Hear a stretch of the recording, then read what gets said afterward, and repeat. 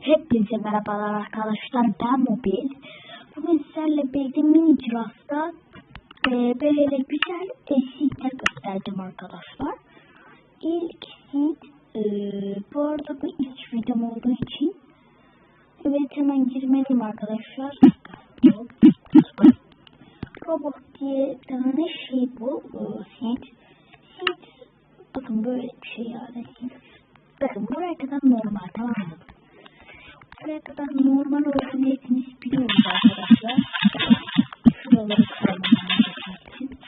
Bakın buralara kadar normal bir şey diyorsunuz ama güzellik burada. Hatta bakın bu tarafa da uzay bir tane köymüş arkadaşlar.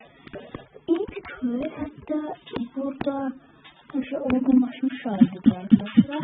Bazı Minecraft'ta olgunlaşmış.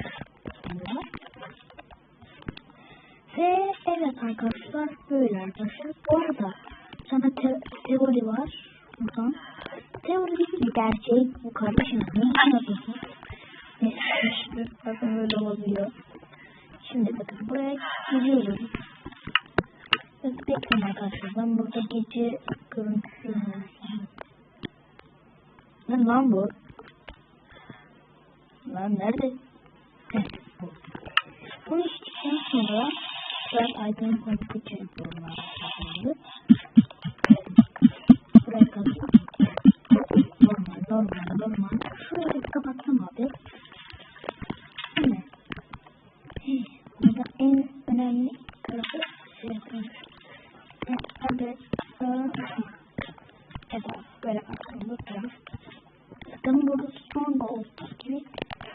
Bakın böyle stronghold buluyorsunuz. Sandıklarda falan bir şey çıkıyor ama şartları birazcık bulmak zor arkadaşlar. Böyle. Bakın. Ben çakma olduğum için böyle gözüküyor ama veya yaşamın çok ilgisiz olduğunu düşünüyorum. Bakın. Şimdi yere kırmakla uğraşmıyorum.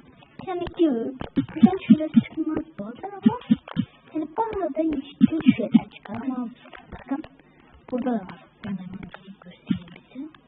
Kitap var, evet. Şu kütüphanelerde böyle bildiğim kadarıyla oluyor. Kötü şeyler çıkıyor arkadaşlar.